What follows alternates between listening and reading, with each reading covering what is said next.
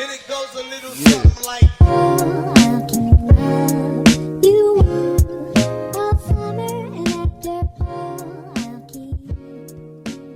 Hello and welcome back to Otter Talk. This is episode number 3.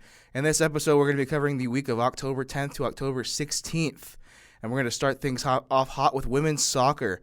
Women's soccer playing 2 games this last week, heading to Central Kansas first to go play Bethany College. Trying to put together a win streak after beating York last Saturday on the previous Saturday. The Braves got going in the right direction with an early goal in the first minute of the game from Yvette Acevedo for her first goal of the season. But Bethany would come back in the 25th minute and score the equalizer that would swing the momentum in the favor of the Swedes. 2 more goals from Bethany in the 49th and 89th minutes respectively handed the Braves the hard loss on the road. Despite Ottawa leading the game in shots on goal, they were unable to find the back of the net more than just the one time.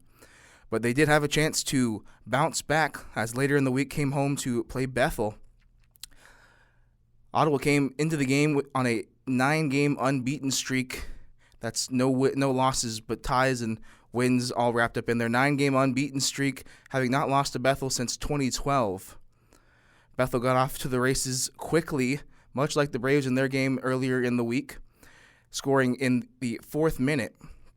But Bethel was not able to hold off the Ottawa offense, as in the 66th minute, when a ball over the top of the defense found the foot of Stormy Garcia, who scored the equalizer and her first goal of the season. After the second goal, both teams went a little bit dormant, which sent the game into overtime. Nothing doing in that first overtime period, but a free kick in favor of the Braves gave Raina Werner a chance to be the hero in the second overtime period. The kick, taken at about midfield, got over the head of the keeper for the game-winning walk-off goal for the final score of 2-1. Women's soccer splitting their 2 games this week, going 1-1, moving their record to 4-6-2 overall and 3-3-1 in the KCAC. 2 more games for women's soccer in this upcoming week. They'll go on the road to Friends University to play the Falcons on Wednesday, and will come back for senior and alumni night on Friday to play the Southwestern Mound Builders. Moving on to men's soccer. Men's soccer also with 2 games this week, facing the same opponents in Bethany and Bethel as women's soccer. Welcoming the Braves to their home, Bethany got on the board early with a goal in the 6th minute from Carlos Zamora. But all that goal seemed to do was anger the Braves, as later in the first half a barrage would be opened up. Starting in the 25th minute, Jonathan Rowayo found himself in some space, put the ball in the back of the net to tie the game 1-1. The next 20 in-game minutes were all Ottawa. Rowayo, down the left-hand side of the field, found his second goal of the game in the 38th minute, and a game of pinball broke out in the box in the 41st minute, and Thomas Santos was able to finish the job and put the Braves up 3-1. Finally, Bence Molnar showed off the pace, getting up behind the Bethany defense and finishing the goal to cap a 4-goal first half from the Braves. After the 4 goals, the Braves were able to hold out and secure the win, a very large 4-1 victory.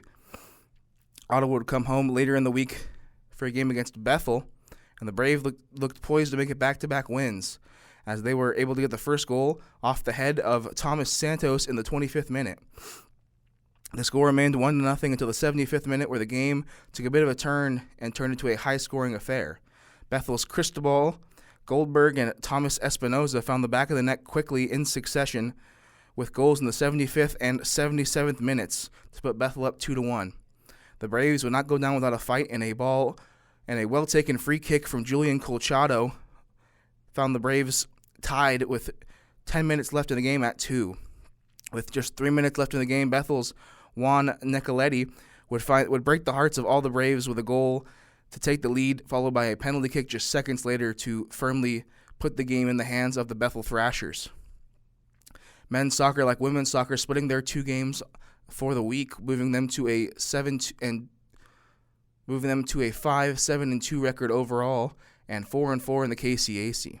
Like women's soccer, men's soccer with 2 games in this upcoming week, going on the road to Friends and coming home for alumni and senior night this Friday.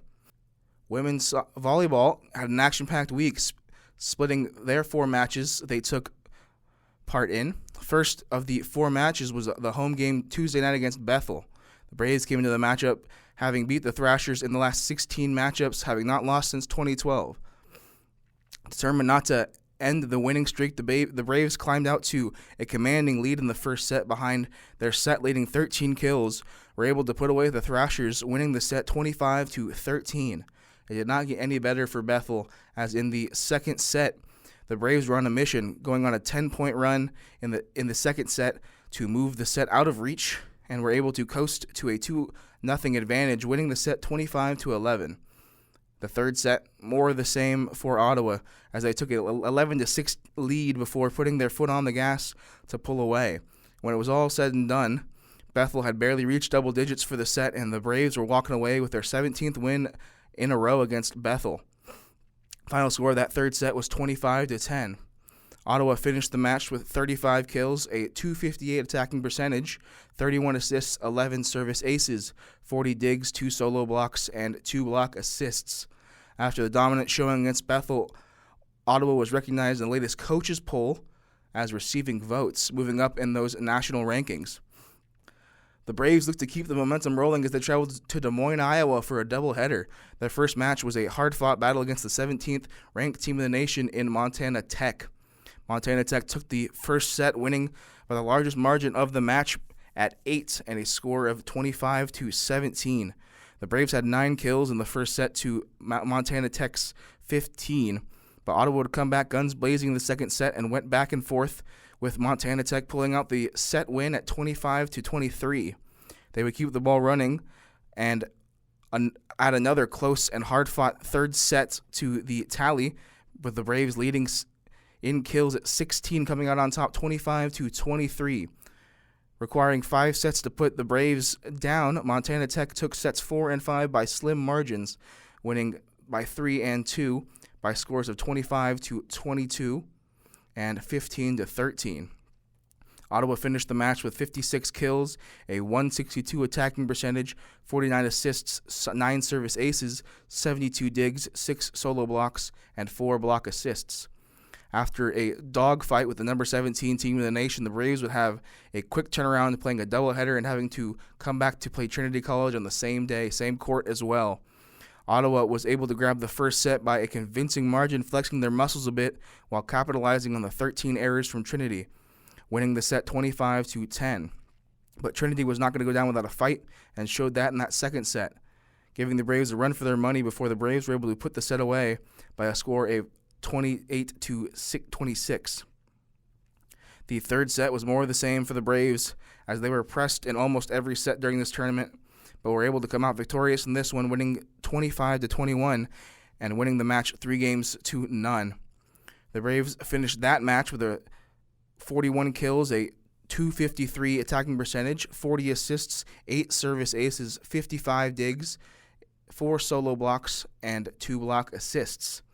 For the final match of the week, Ottawa went on the road once again to face off against Tabor for another KCAC matchup. The Braves would come out swinging and start the match as they were able to collect 16 kills on 32 swings to pull away and win the set with the largest margin of the match at 25-19.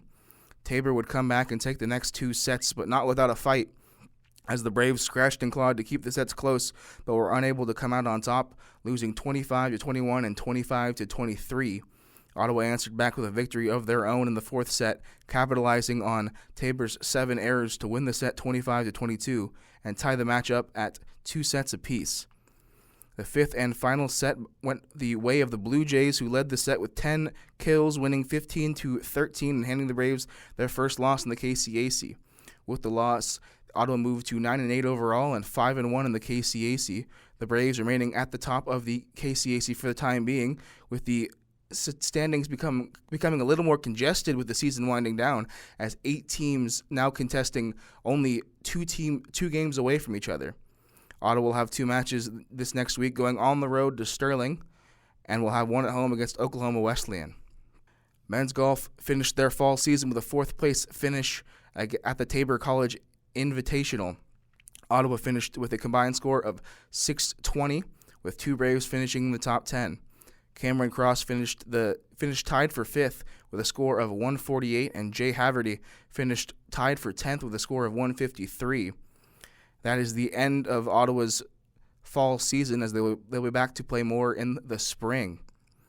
Now moving on to women's golf. The women's golf team finished tied for 5th in the same tournament, the Taylor College Invite, shooting a combined score of 759 and placing one Brave in the top 10. That one Brave was Kayla Capps, tied for 7th with a combined score of 172. Like men's golf, women's golf will also take a break and continue play in the spring.